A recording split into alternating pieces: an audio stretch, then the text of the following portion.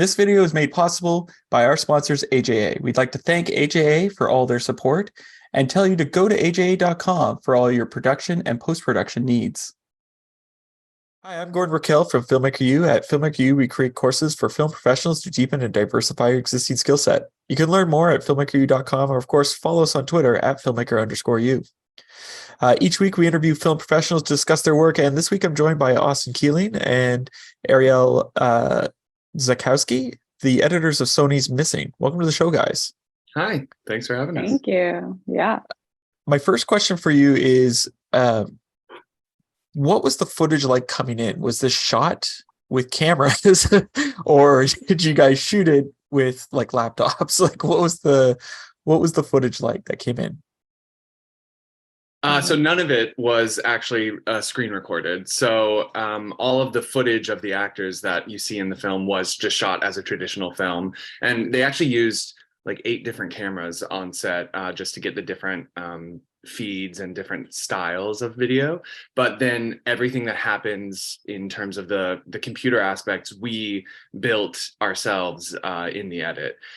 So none of it's screen recorded. Every single asset is an Illustrator file that we created and sort of made pixel perfect so that we could move them around and animate them as we needed.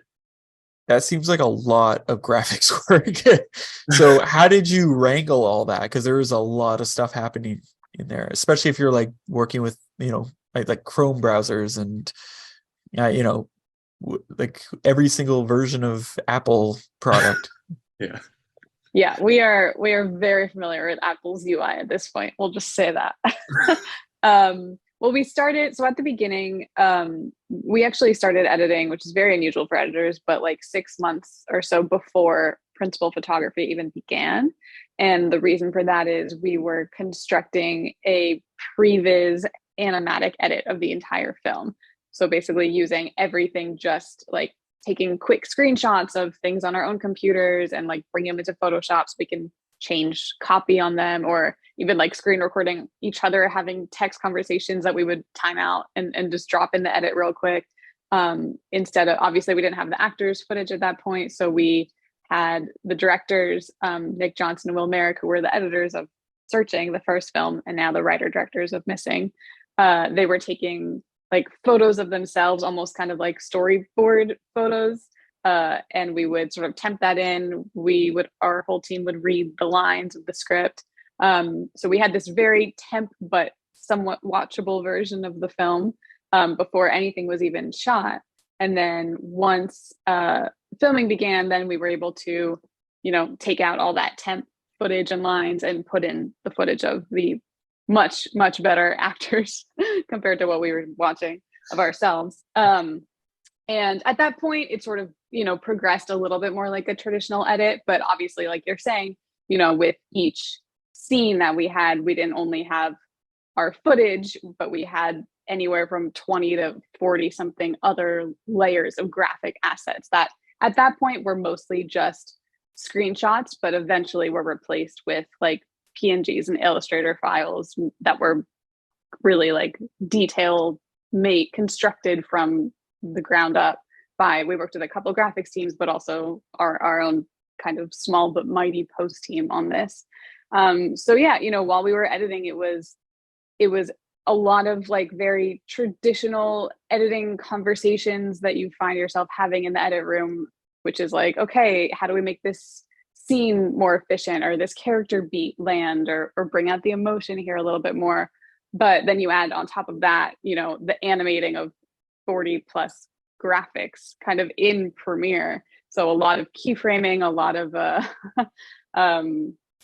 mouse animation and typing, and that part of it was obviously very unique to this film, but also allowed for kind of infinite changes throughout, because you're not locked into anything the way you are with footage of actors saying a certain line. And so I think that all those things combined sort of explained why the project took so long to put together. But it really was like, you have infinite creative possibilities, and so then there's sort of no point where you're like, well, we've explored everything here, pencils down. So it was challenging, but also creatively exciting, I would say.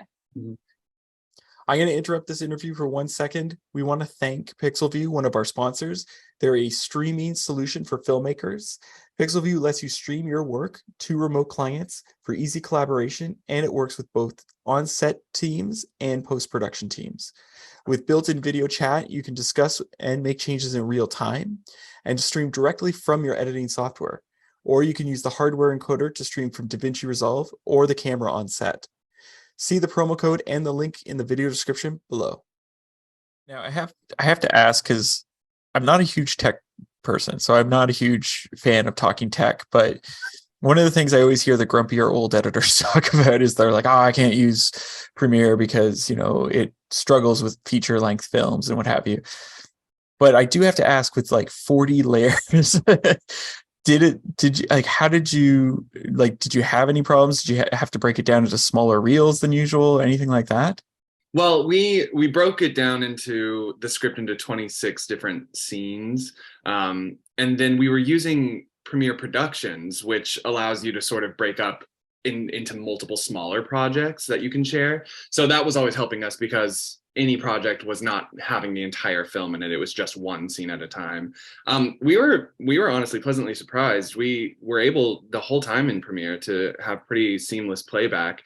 Of course, once we moved to After Effects for the finishing and we're replacing all of those temp PNGs with high-res graphics, it occasionally got a little sticky, but we were overall pretty surprised by how seamless it all was. I do think you're I do think you're right. I think you're right that previously Premiere would have sometimes issues with like projects getting really big, but I feel like this productions thing is the new way to go for sure, because it allows you to kind of keep it functions a little bit more like Avid, not to get too technical, but in the sense of like sort of this bin workflow where everything is kind of kept in smaller projects within the bigger umbrella of your whatever project it is. So that helps a lot, I think. So I want to know, like, how, from a story perspective, do you keep us interested, right? Because like we're sitting on screens, but there's needs to be this ebb and flow of like, okay, here's, sadder moments, here's faster moments. Usually you're relying on pacing and picking people up and moving them, but here we're sort of on screen. So how did you tackle that while you were editing? Yeah, I think that was one of the things we were unsure of. We had never done a movie like this before, and you hear, oh, it's all locked on a computer screen, and you kind of automatically think, oh, well, that's going to get boring.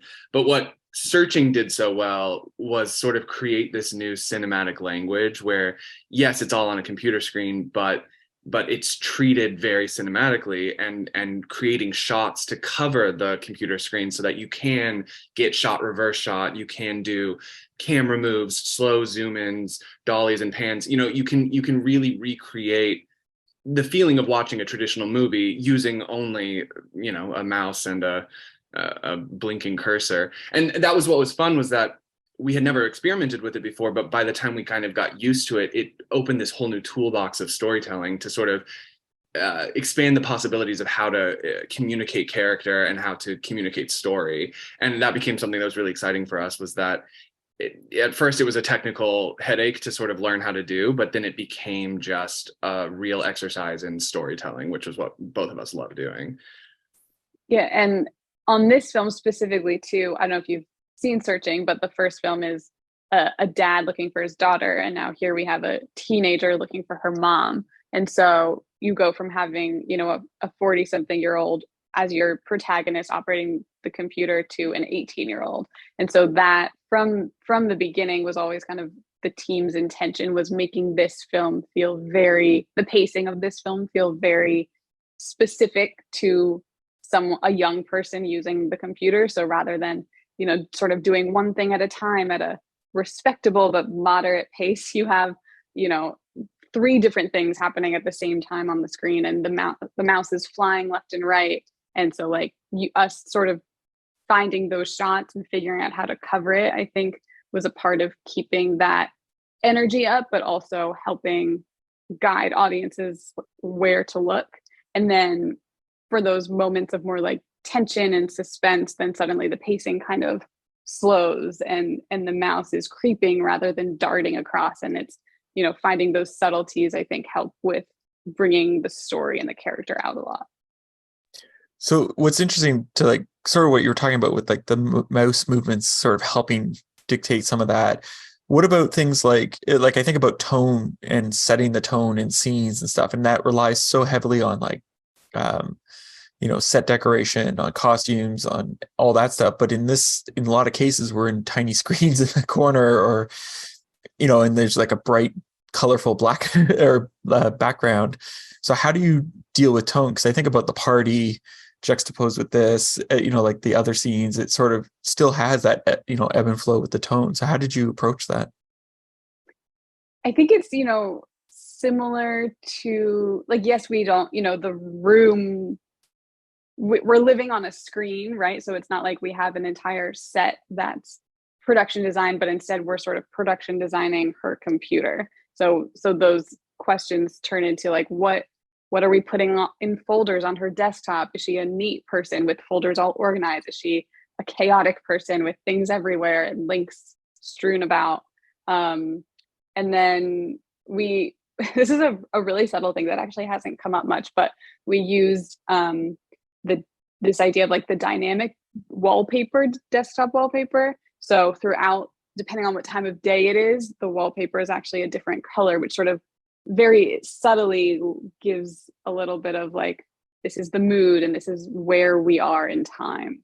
And then a lot of that was also, obviously music plays a big part in tone. We had a really incredible composer, Julian Schurl, who gave us a lot to work with there and helped kind of dramatize moments that otherwise would have just seemed a little bit like someone clicking around on the computer.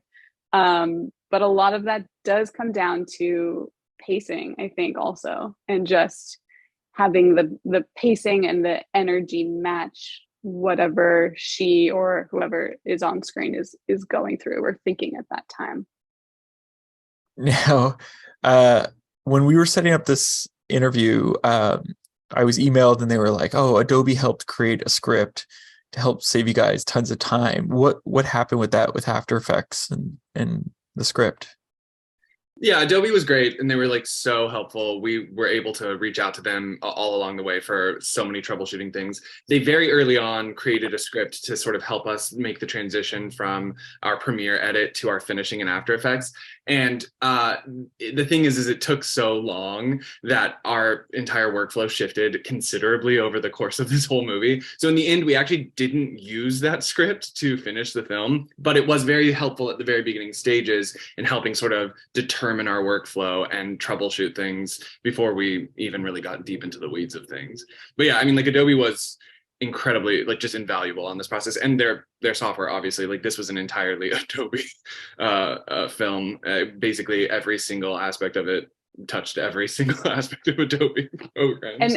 And kind of the amazing thing is that we didn't need a special script to finish the movie. Like we used all the tools that are just available in the out of the box version of these programs, and that was able, we worked in Premiere all along throughout the edit, and once we were locked, the whole thing was sent over to After Effects, and we did a ton of finishing details, adding camera shake, giving like every single mouse move an organic move to it rather than one just that starts at point A and ends at point B, all these kind of details. And then the finished film was more or less just rendered right out of After Effects, and all without really needing anything kind of special and proprietary added on, which is crazy. Now, the first film was Searching. The editors of the first film did Missing. Are you guys going to team up and direct a film called Found, or what are your plans? Finding? Finding. We don't know. Time will tell. Time will tell. It's sort of nice right now to have a break from looking at screen edits, so we're enjoying that.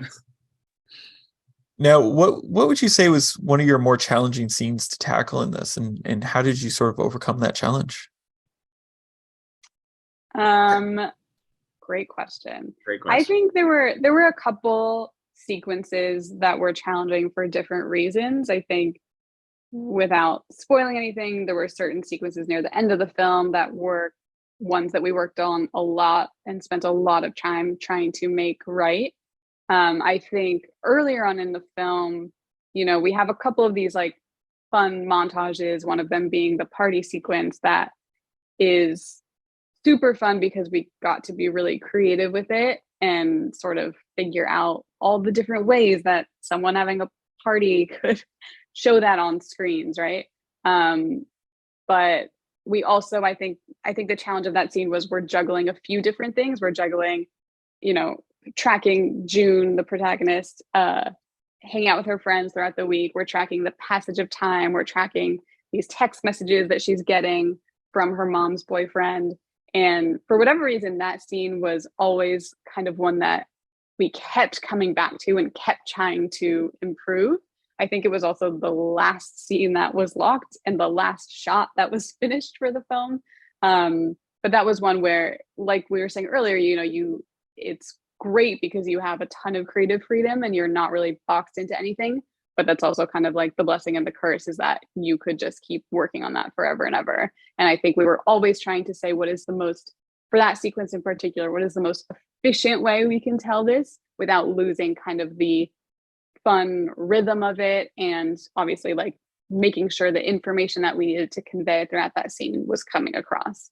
So that took a lot of trial and error, and a lot of this team believes very strongly in doing test screenings while we're working. So we did a lot of test screenings throughout our process to kind of get feedback from people and find out what's working, what's not, and then that would always kind of inform our next phase of editing. I would also say what was kind of surprising, again, trying not to give too much away, but in the back end of the film, there's a little bit more traditional footage. Like there's more heavily footage and less of the screen elements. And I think that was challenging because we were so used to being able to cut away to all of these different screen elements. And we sort of almost had to, by the time we got to that part in the movie, we had to reteach ourselves how to just edit with regular footage. Of course, we were always trying to make sure that we were keeping it grounded in the world and the rules of it being on this laptop. But yeah, that was just like a fun surprise to stumble upon that and be like, whoa, what do I do now? There's just footage. So, all right. So you talked about screening with various audiences. I always love hearing the weird notes you might get that you have to sort of figure out. Was there any weird note that you got that you had to figure out? Yeah, a really specific thing that was really early on. One of the first scenes in the movie originally was June, the main character, talking on Zoom with her friends. And a lot of the audience immediately just bristled against seeing Zoom on the screen because they were like, it's a pandemic movie and it just makes us like upset and think about being in quarantine. And that's not what we were going for. And we were like, oh, dang. And people really hated it. So we pivoted and actually had to shift and think about, okay, well, how would a teenager be talking with her friends? So that the Zoom is no longer in the film and she's just texting with her friends at the beginning. But that was something that none of us expected going in. How about yourself, Arielle? Is there any note that stuck out for you? I would say it was just interesting. There's a lot of twists and turns in this film and a lot of misdirects, and it's a roller coaster of kind of like suspense and reveals. And it was always kind of this fine balancing act, trying to make it so that all the pieces were there and you could pick up on it if you were an astute viewer, but it wasn't something that most people were getting. And again, I'm not trying to spoil anything, but there were a few things that people were, we would find in test screenings, people were ahead of certain reveals. And it was always interesting trying to dial it back just enough that, 90% of people weren't getting it, but 10% of people were picking up on it. And I think that test screenings were invaluable for that because, once all the twists, it's hard to know like what's working and what's not. But that was always a fun thing to keep playing with. Well, I have a bunch of questions about twists, but I don't want to ruin the film for anyone. So I'll ask you my last question here. What would you say is your favorite guilty pleasure film or TV show to watch? Oh boy. So I'm a big horror fan, and so like for example, this script was really exciting when I read it because of all of the kind of like scarier, darker things that start to happen towards it. Um, the Blair Witch Project is honestly like one of my favorite movies of all time, and it's the found footage thing is so overdone, obviously by now, but just remembering the time when that came out and how groundbreaking and compelling that new form of storytelling was, and honestly reminds me a lot of these types of films because it's taking something that's a normal story and sort of doing it in a new way. But yeah, I know a lot of people don't like the shaky camera stuff, but that movie I could watch over and over again. I love it. It's a good one. I am the opposite of a horror fan. I get way too scared. Can't watch them. I'll say it here. Before I share my guilty pleasure, I'll say I've got a hot take, which is that I don't know that we need to use the phrase guilty pleasure, because I think if you like something, you should just be proud and not be ashamed to say, like, I love Real Housewives of whatever, But that being said, my number one movie that is not necessarily like a film school movie, but that has just been my childhood movie from day one, is Father of the Bride, Nancy Meyers' Father of the Bride. And I have watched it probably 500 times and it never gets old. It is one of my favorites. It's a great one. Well, thank you so much for letting me interview you today. Yeah, this thanks was for having delightful. us. Thank you. Thanks. And that's it for this week, everyone. Make sure to check us out at filmmakeru.com or, of course, on Twitter at filmmaker_u. I'm Gordon Burkell. Thanks for watching. This video is made possible by our sponsors, AJA. We'd like to thank AJA for all their support and tell you to go to aja.com for all your production and post-production needs.